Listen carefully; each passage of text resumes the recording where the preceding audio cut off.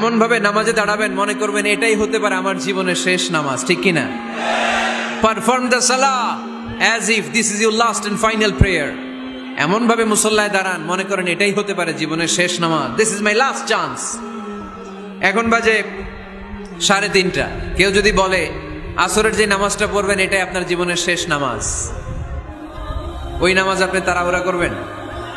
কথা বলেন। আরে কাঁদতে কাঁদতে আপনি শেষ। এত সুন্দর ওযু বানাবেন, এত সুন্দর আতর মেখে যায় নামাজ বিছিয়ে পাঞ্জাবিটা পরে আপনি নামাজে দাঁড়াবেন। রুকুতে কি সুন্দর রুকু করবেন, লম্বা সময় সেজদা করে চোখের পানি দিয়ে তো সেদিন আপনার জায়নামাজ আপনি ভিজিয়ে দিবেন, ঠিক কিনা?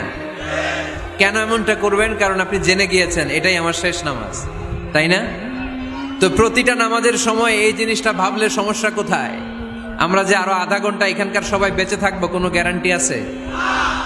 আরো 10 মিনিট হায়াত পাবো, গ্যারান্টি?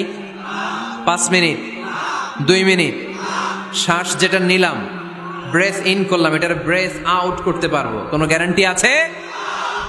তো প্রতিটা সালাতের মুসল্লায় যখন দাঁড়াই এই চিন্তাটা আমাদের মাথায় আসে না কেন যে এটাই আমার শেষ নামাজ? সাল্লু সালাতান মুআদ্দিন। আমার প্রিয় কুমিল্লাবাসী ভাইয়েরা, যখনই নামাজে আমরা দাঁড়াবো আমরা ভাববো হতে পারে এটাই আমার জীবনের শেষ নামাজ, এটাই জীবনের, ভাবা যাবে?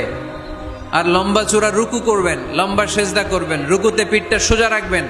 আল্লাহর হাবিব সাল্লাল্লাহু আলাইহি ওয়াসাল্লাম যখন রুকু করতেন পিঠটা থাকতো স্ট্রেট ফরওয়ার্ড, বাঁকাও না উঁচুও না, ওয়াকানা বাইনা যালিক। সাহাবারা বলতেন আল্লাহর হাবিব সাল্লাল্লাহু আলাইহি ওয়াসাল্লামের রুকুর পিঠের উপরে পানি ভর্তি কোনো গ্লাস রেখে দিলে গ্লাসটাও কাঁপবে না, পানিটাও পড়বে না। তার মানে বাঁকা ছিল পিঠ, তাই না? কি ছিল? সোজা। আবার আল্লাহর হাবিব সাল্লাল্লাহু আলাইহি ওয়াসাল্লাম বললেন সবচেয়ে বড় চোর যে নামাজে চুরি করে। সাহাবারা বললেন কাইফা ইয়াসরিকু ফিস সালাহ, নামাজে কেমনে চুরি করে? আল্লাহর হাবিব সাল্লাল্লাহু আলাইহি ওয়াসাল্লাম বললেন ইয়াসরিকু ফি রুকুইহি ওয়া সুজুদিহি, রুকু সেজদায় চুরি করে। এরকম নামাজ চোর আছে না নাই? রুকু থেকে সোজা হয়ে দাঁড়িয়ে কয়েক সেকেন্ড আপনি রিল্যাক্স করবেন। প্রথম সেজদা দিয়ে আপনি সোজা হয়ে বসে কয়েক সেকেন্ড রিল্যাক্স করবেন। কি করবেন?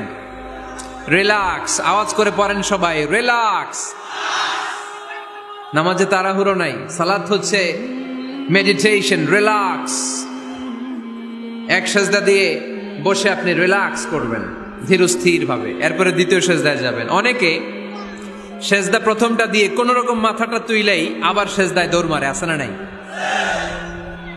রুকু থেকে স্ট্রেট ফরওয়ার্ড দাঁড়ানোর কথা, দাঁড়িয়ে 1-2 সেকেন্ড রিল্যাক্স করার কথা, ওইটা না করে রুকু থেকে কোন রকম মাথা তুলেই আবার সেজদায় দৌড় মারে, এরকম ডাকাত আছে না নাই? এরাই সালাত চোর।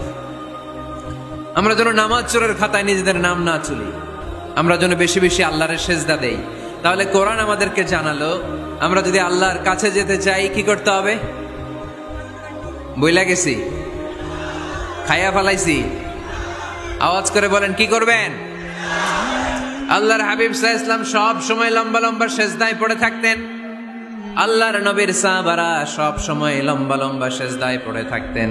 আল্লাহ বলেন তারাহুম রুকআন সুজদা, আপনি দেখবেন আল্লাহর নবীর সাহাবারা আবু বকর, ওমর, উসমান, আলী রাদিয়াল্লাহু তাআলা আনহুম আজমাইন, তাদের স্বভাব ছিল বিপদে পড়লেই লম্বা লম্বা সেজদায় পড়ে যেতেন। এক সাহাবী এসে বললেন ইয়া রাসূলুল্লাহ আল্লিমনি আমালান ইযা আমিলতুহু ইউদখিলুনিল জান্নাহ, আপনি আমার এমন একটা আমল শিখায় দেন যে আমল করলে আল্লাহ আমারে জান্নাতে ঢুকায় দিবে। আল্লাহর হাবিব সাল্লাল্লাহু আলাইহি ওয়াসাল্লাম বললেন আলাইকা বিকাসরাতিস সুজুদ, তোমার উচিত বেশি বেশি আল্লাহর জন্য সেজদায় লুটিয়ে পড়া। বেশি বেশি সেজদায় লুটিয়ে পড়লে ওই সেজদাকারীর জন্য জান্নাতকে ওয়াজিব করে দেয় কে?